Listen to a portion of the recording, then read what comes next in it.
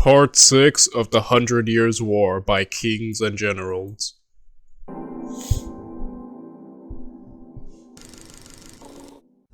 The era of great English victories by their seemingly invincible longbow armies finally ended with the watershed victories of Charles VII at Orléans and Patay. In that year of 1429, the tide of the 100 Years' War finally turned. From that point forward, England's fortunes, both military and diplomatic, would start to collapse with remarkable speed, while the reinvigorated French under the Valois would continue to grow in strength. Welcome to the penultimate video in our series on the 100 Years' War, the death of Joan of Arc, the fall of Lancastrian Normandy, and the beginning of the end of the English invasion, culminating in 1450 at Formigny.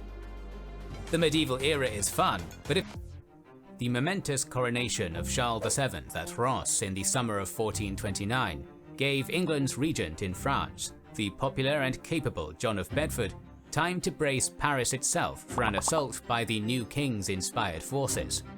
When it came in late August, once again with Joan of Arc leading the charge, Bedford was prepared, and after a few skirmishes and a brief siege— Like I said, I love just seeing, like I said, I mentioned this several parts last video, but like, we don't see many women. Like, all the videos we've seen, we haven't seen women lead or participate in war, you know, from all the videos we've seen on this channel. So this has been just a unique thing of not only a woman participating in battle, but basically leading the French. Like, she's leading basically all of France right now, and like really doing well. Like, this has been just so unique and really cool, you know, to see Joan of Arc in action. The French were repelled. The momentum of Orléans had run its course, and Charles ordered his army away for winter. By this point in the war, Joan was becoming politically troublesome for the restored Valois monarchy, despite her role in boosting French morale in the dark decade of the 1420s. After continuing campaigns on her own for a few months, she was captured at Compiègne by the Burgundians and then sold to the English in November. After one of the most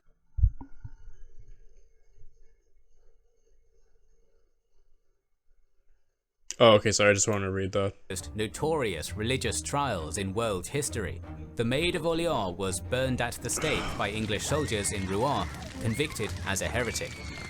At the time of her death in May 1431, Joan of Arc was only 19 years old. Charles VII made no attempt to save her. Dang. What was she doing that was so politically troublesome for the French? I'm wondering. Probably because, like, her zeal. Probably didn't care much about the political side, because, you know, she was on a divine mission. So I imagine, like, the zeal of religion and politics probably clashed, you know. That's why there's a lot of emphasis in places, the separation of church and state. Like, that's just an assumption I'm having. I don't know the specifics. I don't really know at all. And so young. Like, she basically went into this as a teen and then, like, died at 9. That's so young. Like, that's such a tragic end. But, like, at the same time, they've kind of made her into a martyr, which I think will have bigger ramifications.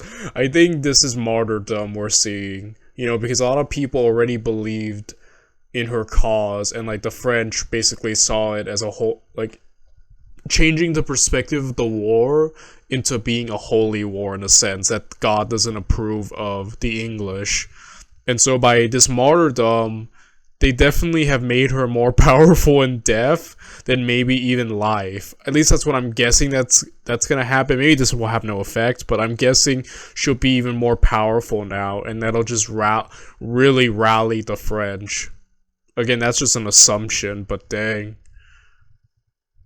So young to go. It is tragic, though.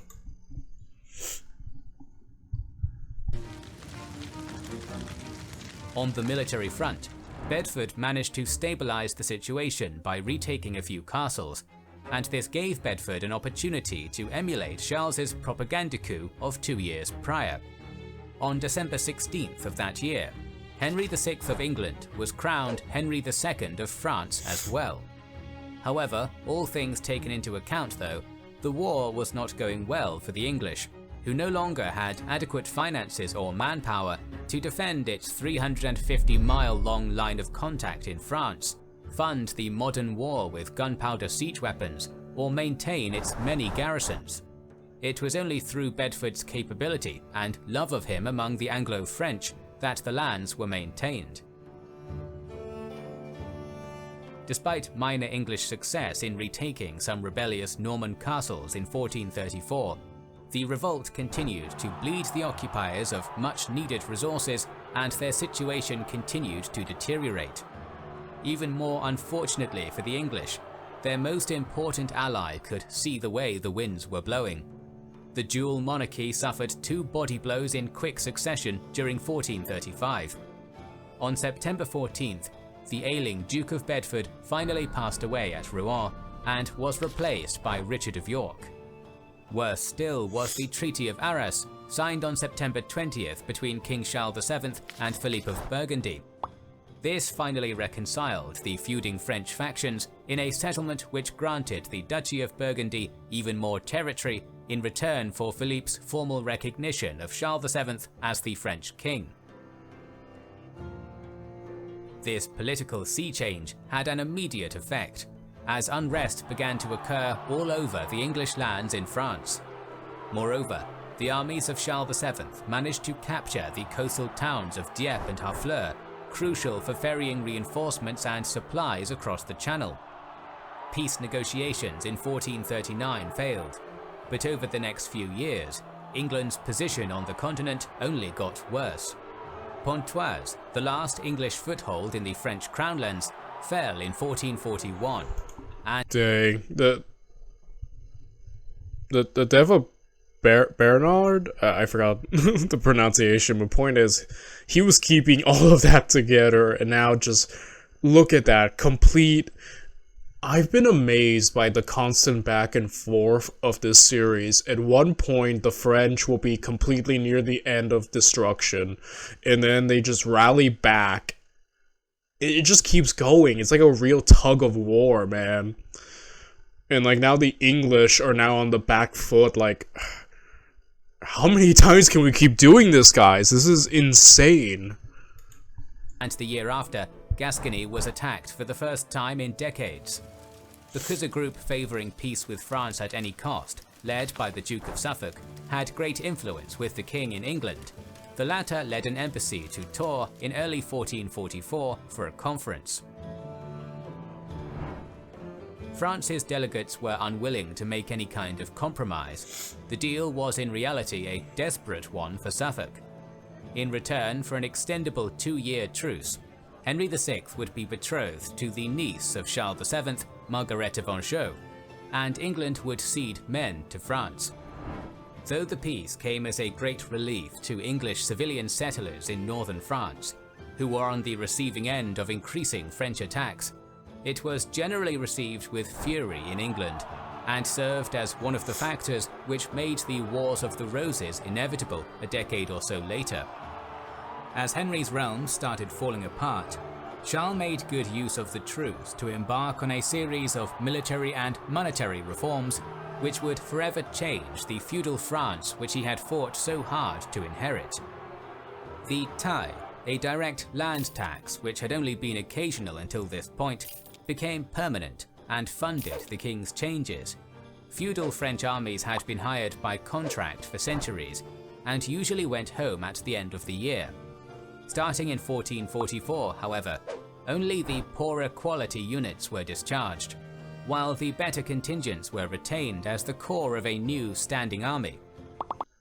These mushrooms make you feel better. They increase focus and energy while keeping you calm and stressed. A standing army, taxation changes. We love reforms, and we love what Charles is doing. You gotta change, you gotta adapt with the times, and I think this is just a great step forward. Meanwhile, the English are having their issues. You need to adapt and change, you know? So this is just good in my opinion.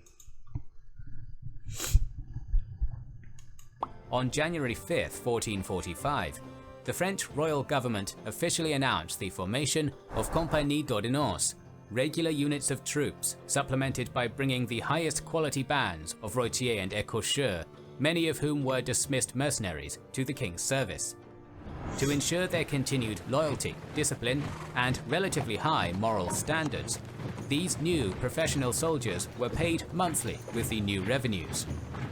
Recruitment of former freelance soldiers cut down the amount of banditry in the kingdom, while also making use of an untapped reserve of experienced manpower. Other less reputable écorcheurs were viewed as an impediment to peace, little better than the outlaws which had tormented France for decades. Another vital part of Charles' modernization of the French army was his integration of modern gunpowder artillery, which emerged in European armies during the early 15th century. Particularly revolutionary was the development of so-called crumbled gunpowder, which didn't disintegrate into its separate components when moved, and was therefore far more reliable and far more effective. Okay, this is awesome. We're seeing the rise of artillery, which we're no stranger to. And yeah, overall, these reforms are great, man. Heck yeah. Other technological advances, including multiple powder chambers on breech-loading cannons, meant that newer cannons could have a surprisingly high rate of fire. Enter the brothers Jean and Gaspard Bureau, sons of a merchant in the service of Charles VII. After being appointed to the task, the duo regularized the haphazard and sporadic variety of cannons currently used by inexperienced French forces. Proper usage for each type of gun was specified, and a greater level of training and professionalism was instilled into a previously relatively neglected arm of the military. In addition, the brothers used France's new fiscal strength to purchase standardized, higher quality bronze gun barrels.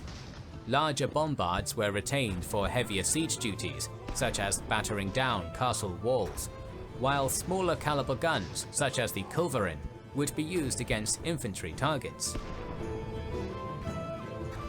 In Normandy, and the formerly relinquished County of Maine, it was becoming clear that the Duke of York and his military forces in France weren't going to dance with the conciliatory tune of Henry VI's advisors. To them, it was inevitable that more territory would fall if the French weren't resisted now, and so the garrisons of Maine refused to leave their fortresses, such as the capital at Le Mans. This provoked threats of renewed warfare with France in late 1447, but the garrisons did hesitantly withdraw from Maine in March 1448, further diminishing the English position in now exposed Normandy. Soon after, York was sent to govern Ireland as a means of getting him out of the way, and was replaced in France by his great rival Edmund Beaufort, Duke of Somerset. The tension in Normandy finally came to a climax when the captain of Verneuil, François de Surienne, attacked a Breton fortress at Fougères with Suffolk's backing in March 1449. The town was badly sacked, and its fall prompted the then neutral Duke of Brittany, François I, to ask Charles VII for help. Somerset refused to apologize for his subordinate's act, and the French retaliated by quickly seizing castles at Pont-de-l'Arche, Géberat, and Conches by late May. France offered to exchange Fougères for these towns, but was refused. This made the resumption of war inevitable, and it was finally declared at the end of July. Charles VII crossed the Loire in August and took personal command of the southernmost of 4 armies, which now simultaneously invaded the weakened English lands in Normandy. It was a total walkover. On the 8th, French forces took Pont-Audemer, and Somerset's other castles began to fall with alarming frequency, their garrisons having been consistently reduced over the decades. A few weeks later, on the 26th, the inhabitants of Mantes rose up against the English, seized control of a gate, and forced the garrison to surrender to Charles' troops. In September, Breton forces completed their conquest of the Cotentin Peninsula south of the Grand Vai and handed it over to French royal officials, while at the same time the Duke of Alençon took back the city which bore his name, which had been beyond the man's control for decades. On October 16th, the king's personal force, led by Dunois, besieged the glorious Anglo-Norman capital at Rouen. Knowing no relief was coming, Somerset surrendered the city in less than a week and was allowed to march out with his garrison to English-held Caen. So driven were the French to complete the reconquest that their operations continued into winter, and they eventually managed to recapture the crucial Channel ports My at goodness, they are blitzing right now. They have just taken so much back, and like the English are basically now are losing the entire war effort. Dang, those reforms, man, are just insane. I love seeing that. I love seeing evolution and adaptation, and yeah, just complete domination, dude. Harfleur and Honfleur. By the time Charles's offensive halted, England only retained a small area of central western Normandy around Caen and Bayeux, in addition to the Cotentin Peninsula's northern segment, with Cherbourg as its most important city. In England, two of the most powerful figures in the kingdom, Queen Margaret and Suffolk, raised a formidable army of 4,500 men, and the ships with which to transport them to Normandy. Sir Thomas Kiriel was put in command of the force. He was a veteran of the war in France and a Knight of the Garter who came from a family of middle-ranking knights, which for centuries had served the kings of England as sheriffs and in other similar roles. However, the expedition was delayed because of a lack of ships and the onset of winter. Worse still, when the army learned that their second installment of pay was to be postponed, they mutinied and killed one of the king's officials. Suffolk was widely regarded as the cause of the unrest through maladministration, and when he attempted to flee across the Channel to escape his enemies, he was assassinated in May of 1450. Despite a false start to the campaign, Kiriel and his soldiers sailed from Portsmouth as soon as the weather in 1450 permitted, landing at Cherbourg on March 15th.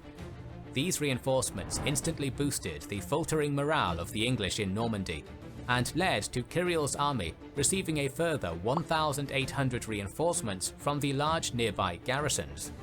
France's garrison at Valognes realized that it was in danger and requested support from the south, but Kiriel pounced too quickly, besieging the castle for 3 weeks before it finally surrendered on April 10th. The squire in charge of the fortification, Abel Rouault, was permitted to depart with his garrison, supplies, horses and possessions in return for the capitulation. After learning of the new English invasion, Charles VII sent some of his best units and most capable lieutenants to inform and reinforce his commander in the area, Jean de Clermont.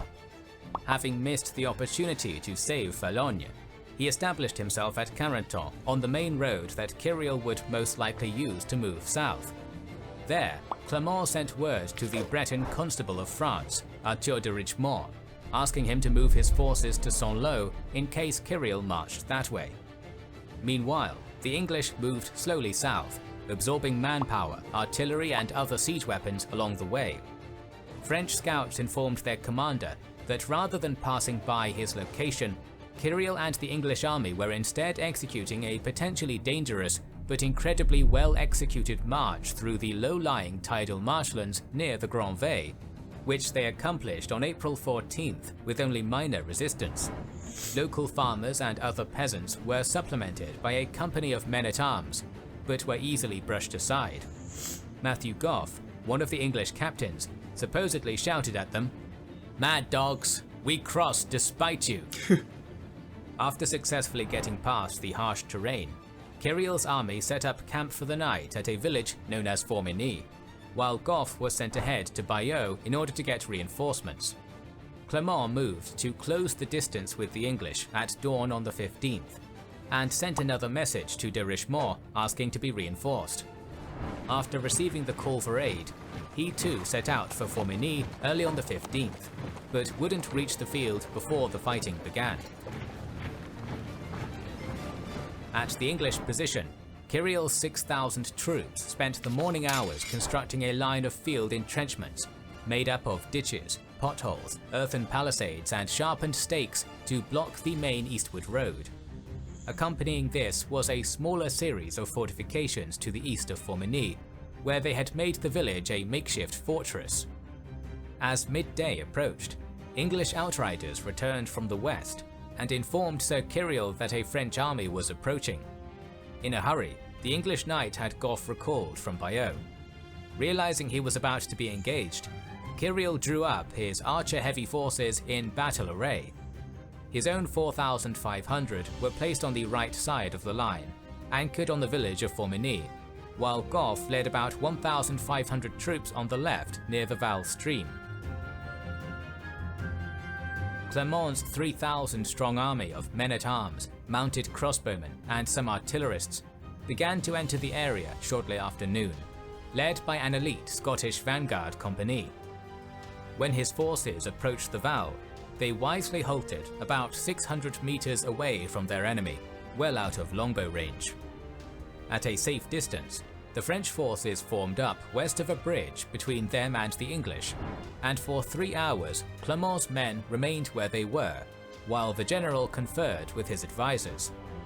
The older captains cautioned restraint, while their younger counterparts urged an immediate attack before the English defences grew any stronger. Clermont, who would later be known as the Scourge of the English, opened the battle by sending forward 2 light culverins protected by a few hundred crossbowmen and men-at-arms. When the cannons opened fire, stationary English troops suffered heavy casualties from the unexpected artillery fire. Matthew Gough reacted first, sending 500 archers across the power of artillery.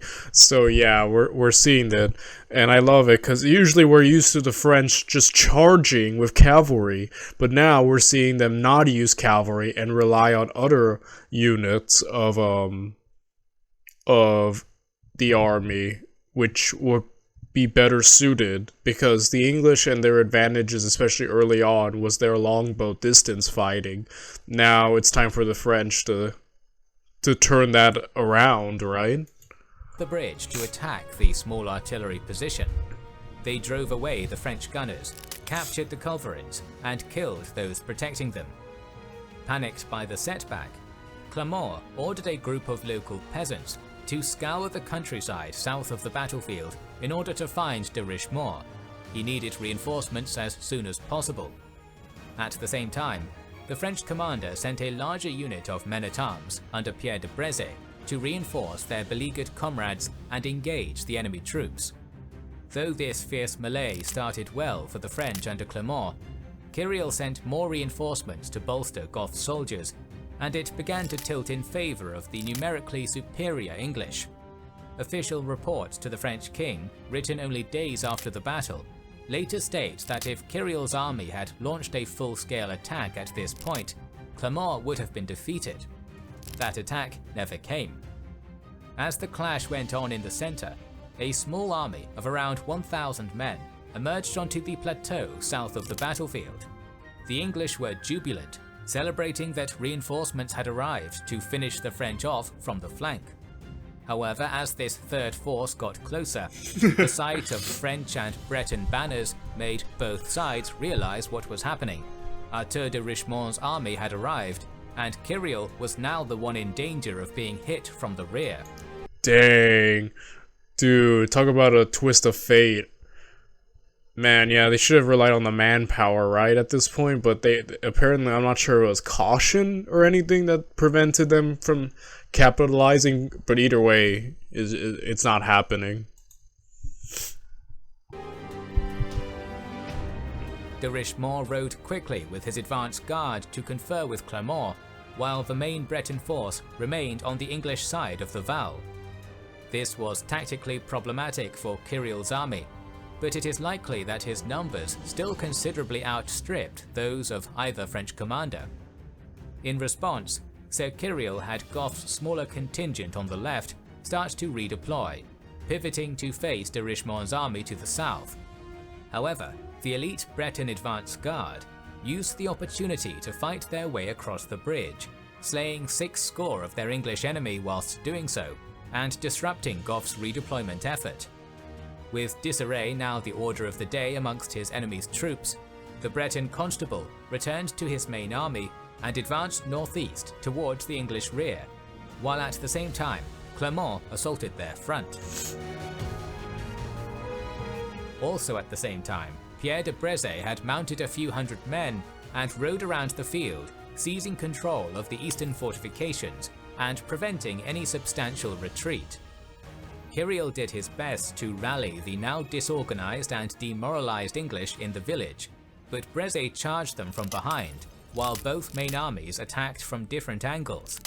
To make this worse, the town peasants rose up and joined in the developing slaughter. The main English army was totally destroyed.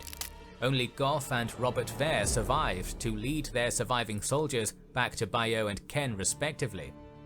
One group of 500 longbowmen withdrew to a garden next to the Val and were on their knees begging for mercy. Nevertheless, Clermont's troops slew them anyway. The English commander Sir Thomas Kirill was taken prisoner, along with about 1,200 others, while around 3,800 of the knight's men perished at Formigny. This defeat finally broke the back of England's military hopes in Normandy. Most garrisons had contributed forces to Kirill's army, and his defeat now denuded them of defenders. Just over 2 months after the triumph of France's armies at Formigny, it had also seized Vire, Avranches and Bayeux on May 16th. In June, Caen was besieged and taken a few weeks later. Charles VII rode north and ceremonially entered the city on June 6th. With only little resistance, the Cotentin Peninsula city of Cherbourg finally went down on August 22nd, 1450. All of Normandy was now under French control for the first time in almost 3 decades. It wasn't over yet, however, as Gascony still remained in English hands. The last episode of our series on the 100 Years' War is coming. Wow, it is so, like, I'm thinking about, like, when we were watching, like, the first few episodes of this series, just, like, how, like, it would seem like it would be impossible for the French to win, and now here we are, near the end, seeing the French win. Like, yo, this is so amazing, man. This is just it's completely turned around the situation. It seems like this constant back and forth is now finally at its end, and it seems like the French are now going to just win, which is gonna just be amazing to witness. And yeah, I'm just really looking forward to now finishing this series and just seeing just how it's all done. Like, essentially the English will be driven out of mainland France, and yeah, this is going to be really awesome to watch. Let's jump to it. I'll see you tomorrow in the grand finale of the 100 Years' War.